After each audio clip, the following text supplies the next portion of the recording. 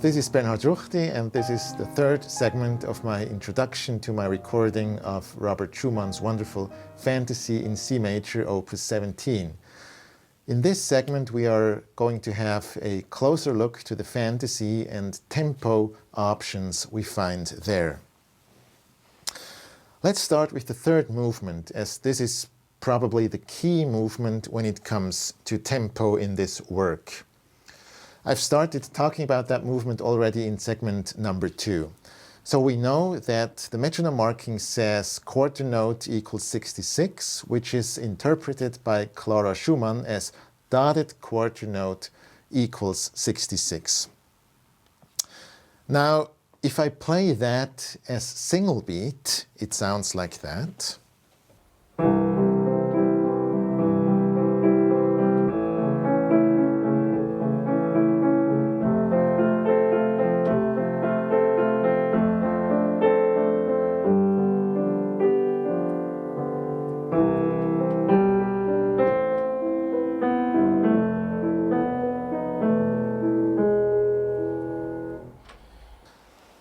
Now, the movement name of this third movement says langsam und getragen in German. Langsam means slow, and getragen is one of those wonderful German words that do not have quite an equivalent in English. It means literally carried, and it describes the state of mind when you carry something very valuable and precious, for instance, at a solemn procession, meaning that you cannot move fast and everything is very delicate. So if we compare that character to the actual single beat version again,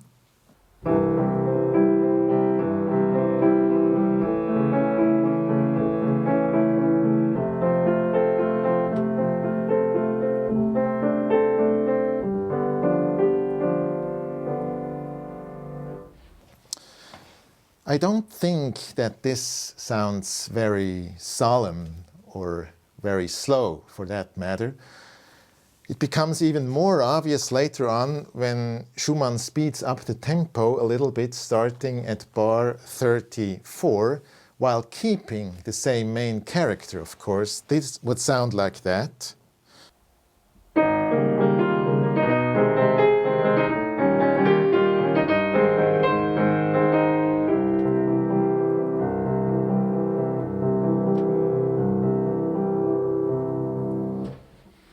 I mean, it's possible to play it that way, but I would never describe that character as langsam und getragen.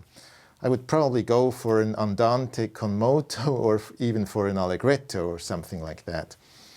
All of this significantly changes when I understand that metronome marking as a double beat indication. Then it sounds like that.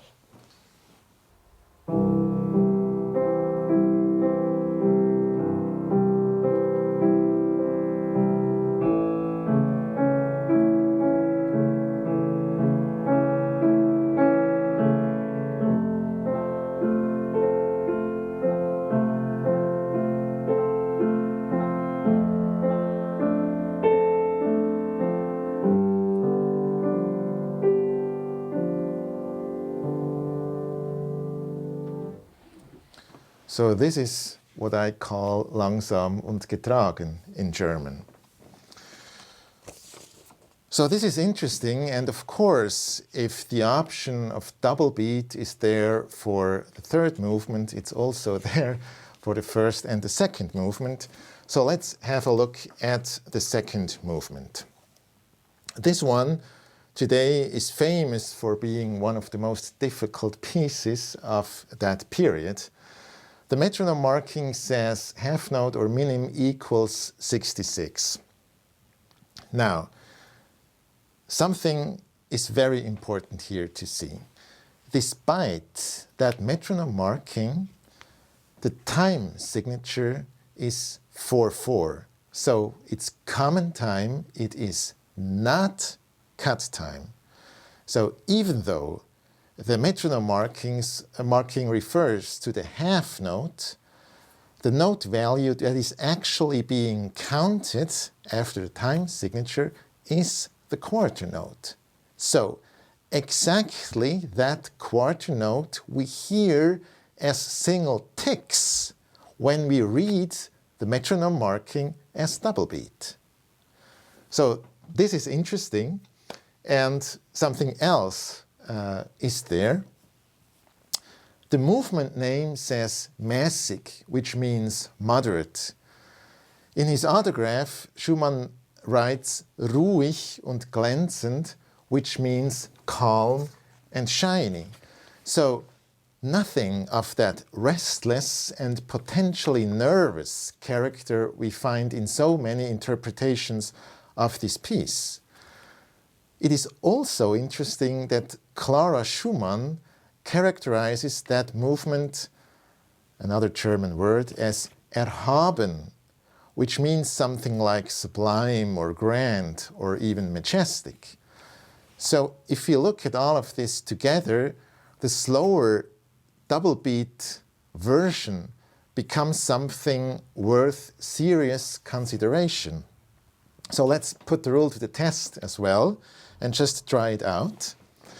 If I play a passage in single beat, it sounds like this. I'm going to start at bar 22 because this is more representative.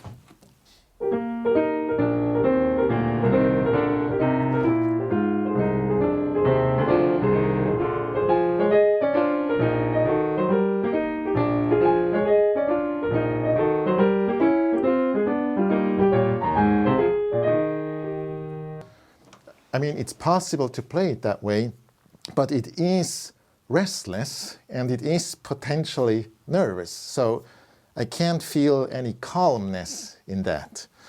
Once again, all of this changes significantly when I read the metronome marking as double beat. Then it sounds like this.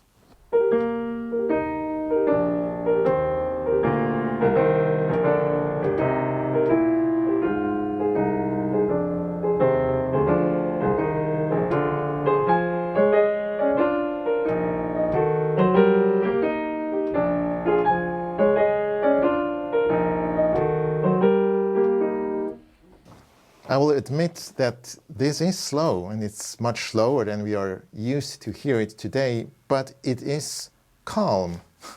It is slow, yes, and it has something sublime and majestic. It also, by the way, works very well for the beginning of the piece.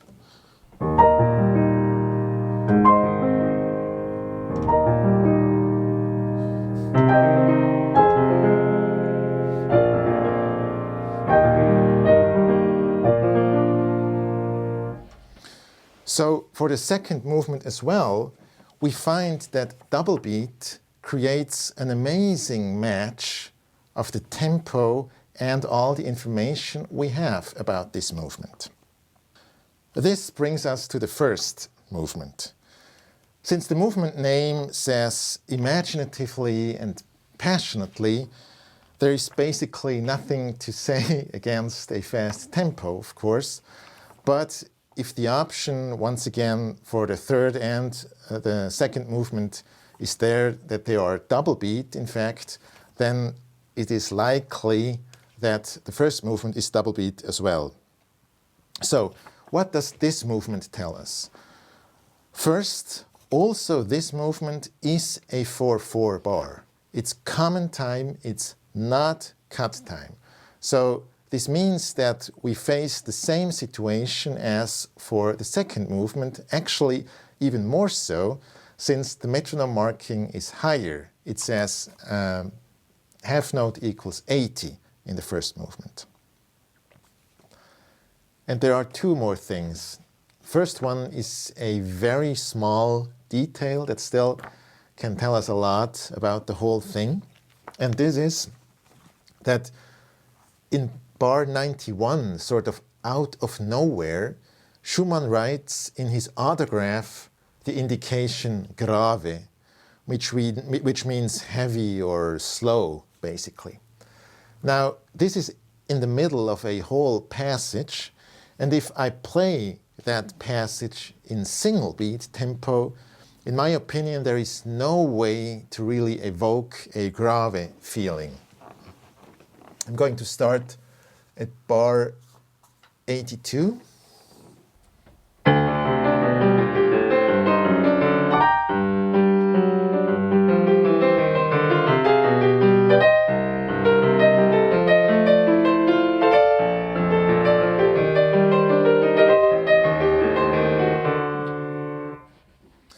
Once again, this changes when I read the metronome marking as double beat and play that whole passage in double beat. Then this whole passage already has some sort of grave character, and the indication we find in Schumann's autograph is some sort of confirmation of the character that is already there. Right before he also in his autograph writes the indication stringendo. That sounds like that, much slower of course, much grander, like some sort of huge church bells ringing or something like that.